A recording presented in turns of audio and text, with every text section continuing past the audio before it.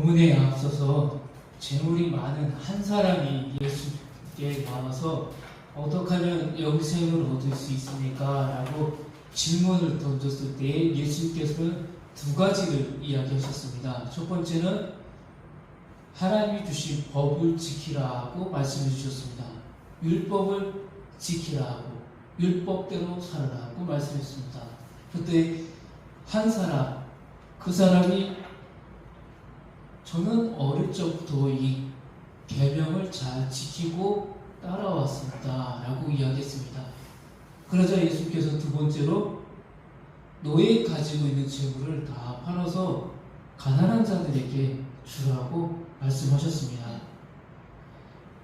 오늘 본문에 앞서서 이 한 사람은 어떻게 되었습니까? 근심하며 돌아갔다 하고 22절에 나와 있습니다.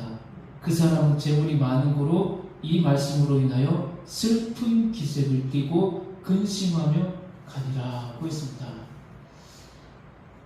오늘 말씀은 지난 시간에 이어서 하시는 말씀인데, 이제 한 사람이 부자, 관원인지 청년인지 정확하게 나와 있지는 않지만 이 한 사람이 돌아가니 이제 예수님께서는 이 이야기에 마무리를 지어야 되지 않겠습니까? 이제 그 마무리를 지으기 위해서 제자들에게 이 이야기를 해주고 있는 것입니다. 예수께서 제자들에게 재물이 있는 자는 하나님의 나라에 들어가기가 심히 어렵다고 말씀하십니다. 재물이라고 이야기하니까 부자들은 천국에 못 가는구나 라고 생각할 수가 있습니다. 그런데 이 말씀을 잘 읽어보면 재물도 맞겠지만 가진 것, 내가 소유하고 있는 것, 내가 지금 가장 관심을 많이 두고 있는 것, 어떤 사람은 어느 하루 살아가면서 돈을 더 많이 벌기 위해서 애를 쓸 것입니다. 어떻게 하면 여기 이만큼 투자해서 100배 이 기업이 될 수 있을까? 어떻게 하면 100배의 열매를 거둘 수 있을까? 우리 표현으로 하자면은 이 뜨거운 들녘에 나가지고 목숨 걸고 일하는 겁니다. 어떻게든지 더 심어가지고 내가 조금 더 챙겨가야겠다. 그런데 예수님께서 어떻게 이야기하셨습니까? 밤에 주님이 부르면 어떡하냐? 너가 그렇게 쌓아놓은 창고에 있던 것들 다 어떡할 거냐? 그거 다 헛일 아니냐? 그냥 오늘 하루 주어진 거에 감사하며 오늘 하루 아침, 점심, 저녁 그리고 이 옷 몇 벌만 있으면 되지 않느냐라고 말씀해 주신 것입니다. 너무 욕심을 내지 말라는 것입니다. 가진 것 많은 것, 내가 지금 어디에 지금 시선을 두고 있느냐라고 예수께서 여쭙고 있는 것입니다. 너희들은, 저기 돌아간 사람은 그렇다 쳐도 너희들은 지금 어떻게 생각하느냐라고 묻습니다.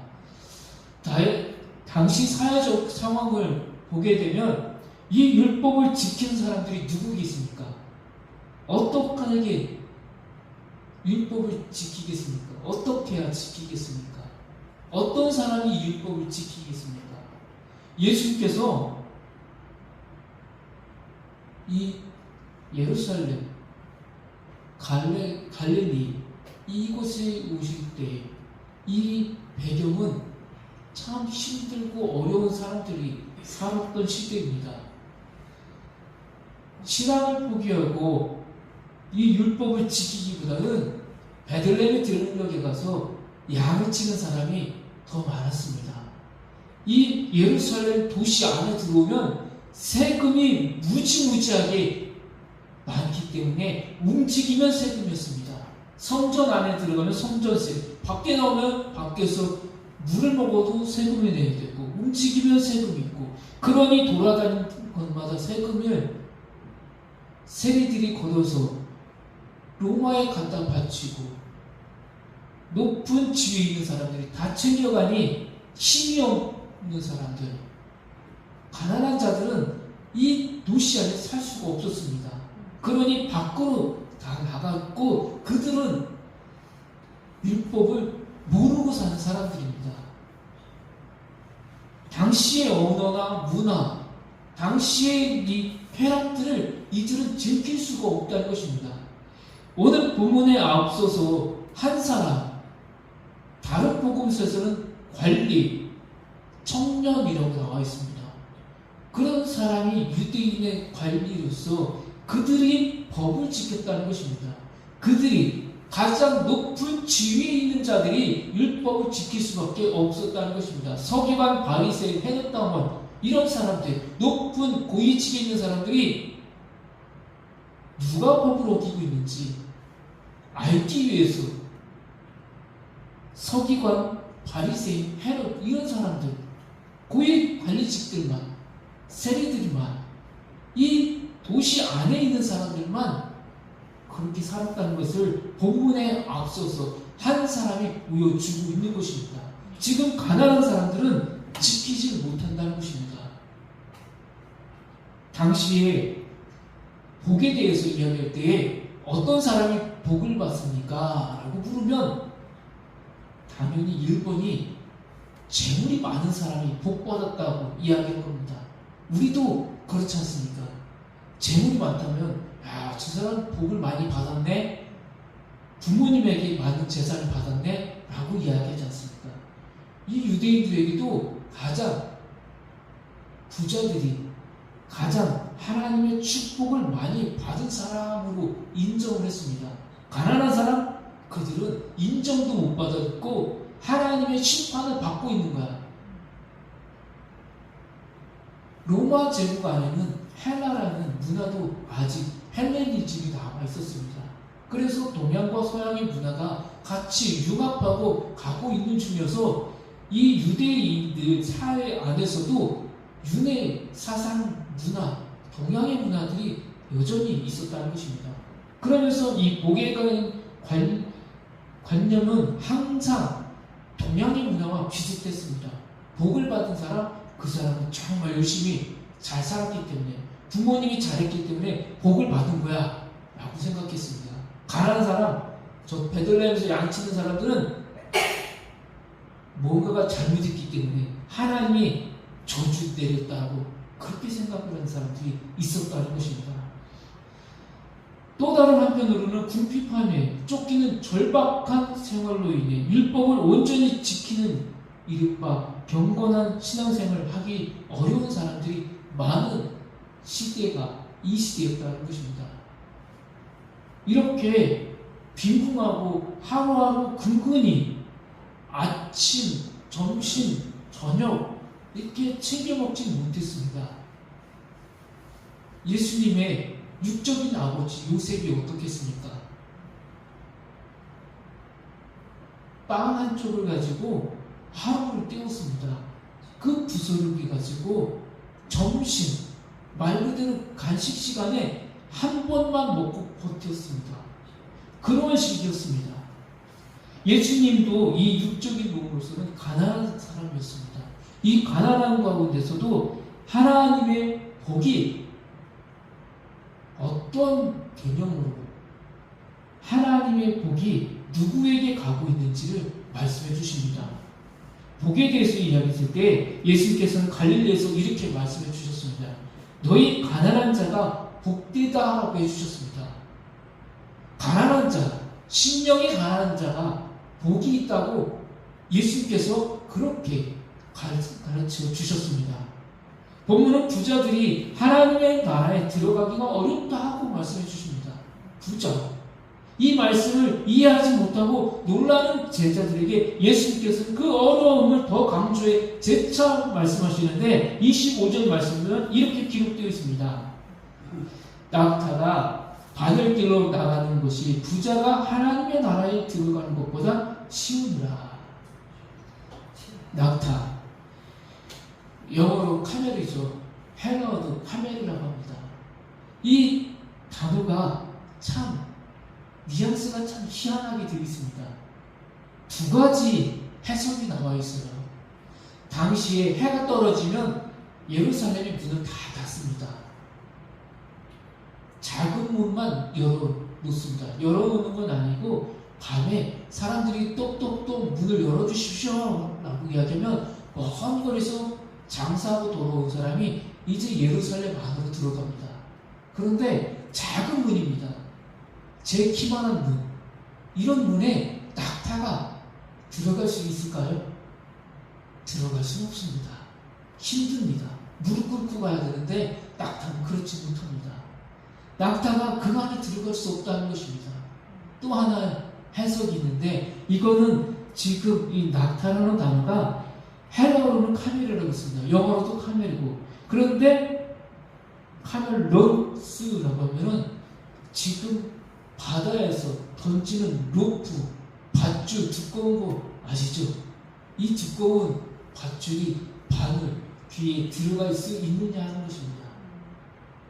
실은 들어갈 수 있지만 그 로프 큰 것은 두꺼운 것은 들어갈 수 없다는 것입니다. 이처럼 부자는 하나님의 나라가 들어가기가 참 어렵다라고 말씀해 주신 것입니다. 이 부자라는 단어는 많은 것, 가진 것이 많은 자를 주님께서 말씀해 주고 있는 것입니다. 많은 것, 지금 내가 가지고 있는 것 때문에 내 생각, 내 마음이 거기에 온전히 빠져 있다는 것입니다. 어떤 사람은 돈을 벌기 위해서 거기에 목이 메이는 사람이 있고 어떤 사람은 게임에 정신이 팔려있는 사람, 어떤 사람은 장터에서 장에 나온 사람들 구경하는 바람에 거기에 정신이 홀딱 빠져가지고 지금 가야 될 길을 모른다는 것입니다. 26절 말씀입니다. 제자들이 매우 놀라 서로 말하되 그런즉 누가 구원을 얻을 수 있는가? 그렇다면 누가 구원을 얻을 수 있습니까? 이 낙타도 못 들어가고 이 두꺼운 밧줄도 안 되는 누가 들어갈 수 있겠습니까? 누가 구원을 받을 수 있냐라는 이 의미에 제자들은 낙타만 생각하고 있었습니다. 부자가 하나님 나라에 들어가는 것이 더욱 어렵다는 이 말씀을 계속해서 제자들은 공생의 3년 동안 예수님이 그렇게 비유적으로 가르쳐 주었는데도 깨닫지 못하는 어리석은 제자들의 모습을 계속 보여주며 낙담하고 있습니다. 그런데 앞서서 한 사람과 이 제자들의 무리는 다릅니다.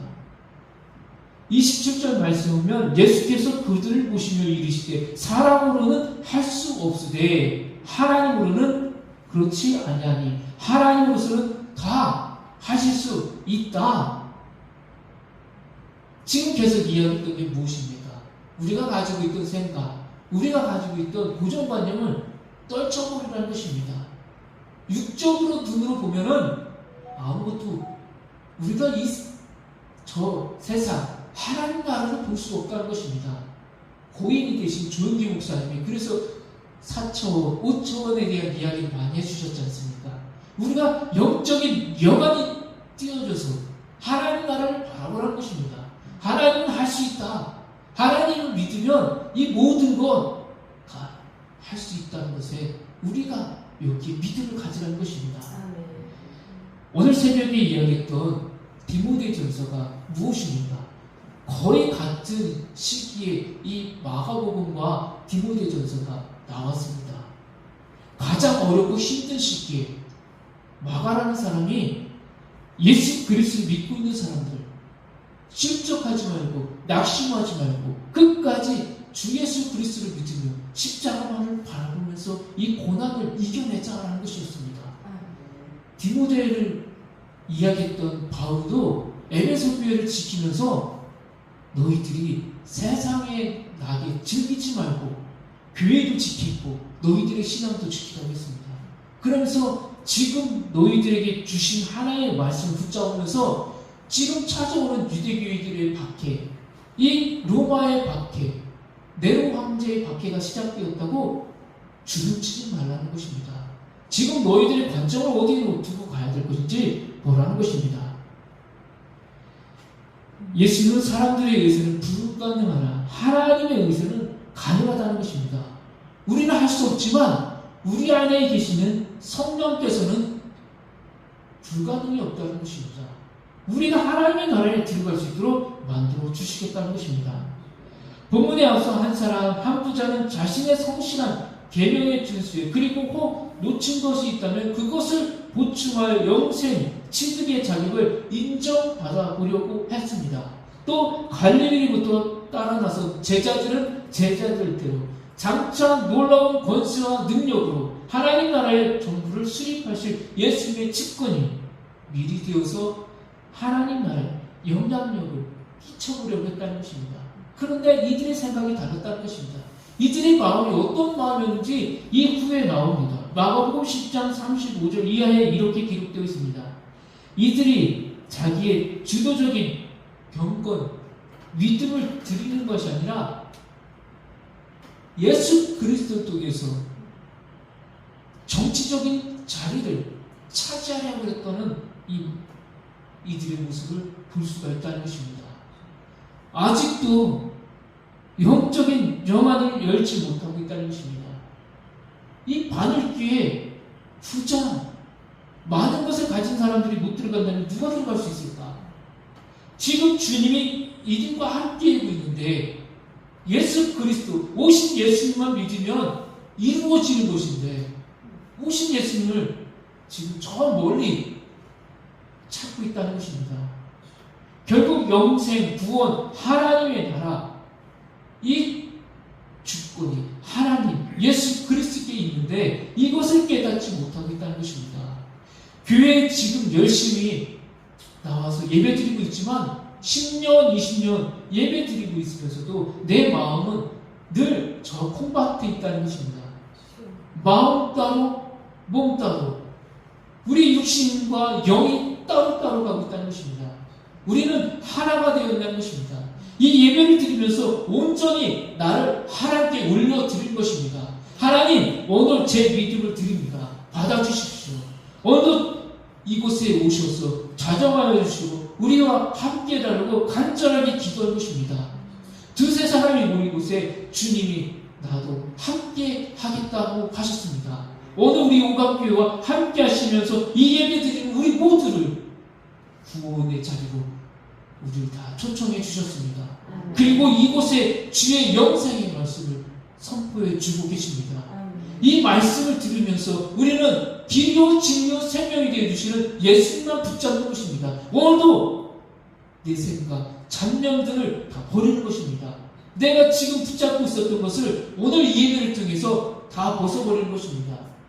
내가 주의 일을 하겠다고 여기까지 왔다면 다른 것을 보는 것이 아닙니다.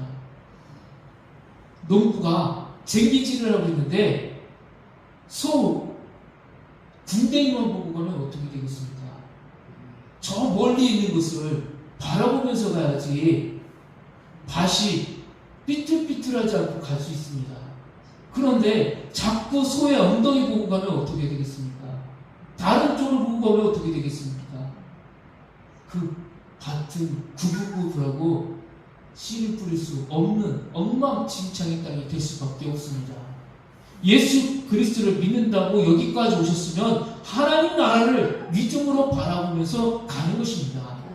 이 공간 안에서 이루어지는 일들 때문에 속상하지 마십시오. 왜 저 A 권사님 때문에 내가 왜 이렇게 힘들지?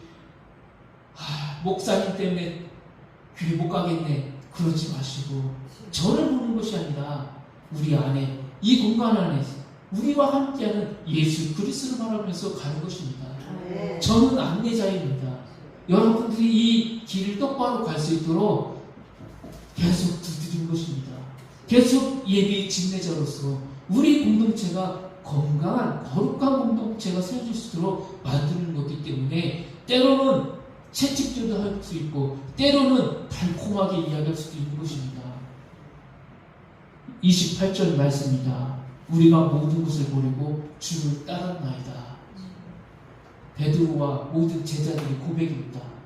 그런데 이 고백에는 모든 것을 버리고 왔다고 했지만 아직도 이들의 마음에는 세상이 반쪽이 있다는 것을 이후에도 계속해서 보여주고 있습니다. 우리는 어떻습니까? 다 버렸습니까? 아니면 아직도 반쪽은 세상이고 반쪽은 예배당입니까? 주님께서 우리를 쓰신답니다. 이제 세상 문화는 버리셔야 합니다. 오직 나는 예수 그리스도와 함께한다. 나는 죽었다. 나는 없고 오직 예수 그리스도로 산다라는 이 고백으로 오늘 우리가 이 신앙의 모습을 보여준 것입니다. 우리가 이 오각교회의 직분을 가진 성도라고 믿으십니까? 내가 이 교회의 직분자입니까? 내가 받은 직분에 오늘도 감사하십니까? 그렇다면 더 열심히 충성 다하시는 성도가 되셔야 합니다. 겉만 번지르듯한 성도가 아니라 속도 정말 내가 성령의 열매를 맺기 위해서 애를 쓰는 모습이 보여줘야 합니다. 본문 29절부터 31절 말씀입니다. 예수께서 이르시되 내가 진실로 너에게 이르노니 나와 복음을 위하여 집이나 형제나 자매나 어머니나 아버지나 자식이나 전토를 벌이는 자는 현세에 있어서 집과 형제와 자매와 어머니와 자식과 전투를 100배나 받되 박해를 경하여 받고 내세 영생을 받지 못할 자가 없느니라. 그러나 먼저 된 자로서 나중되고 나중된 자로서 먼저 될 자가 많으니라. 여기까지 왔지만 뒤로 물러설 사람들이 많다라는 것입니다. 유대인들이 선민이라고 축복을 받았지만 지금의 이들의 모습은 어떻습니까?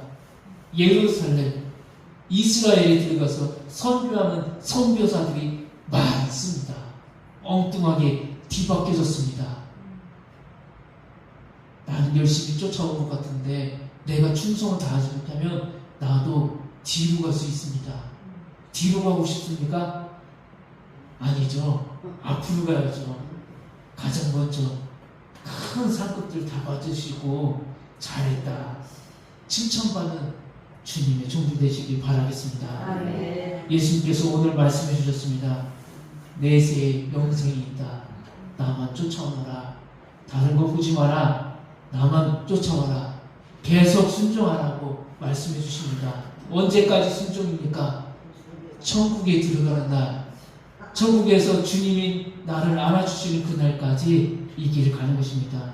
어렵고 힘들어도 외로워도 고단해도 나를 괴롭혀서 찌르는 자들이 있어도 나는 묵묵히 이 길을 가노라고 오늘도 고백하는 것입니다. 이제 예수님께서는 우리에게 다시 묻습니다. 너는 나와 복음을 위해 무엇을 내어놓겠느냐 물으십니다. 예수님 위해서라면 우리 자신이 가장 소중하게 여기시는 것마저도 기꺼이 포기할 수 있습니까? 그리고 전적으로 예수님만 따를 수 있습니까? 오늘 주님이 우리를 다시 물어봅니다. 이 질문에 대답할 수 있는 성도가 되길 소망합니다. 기도하겠습니다.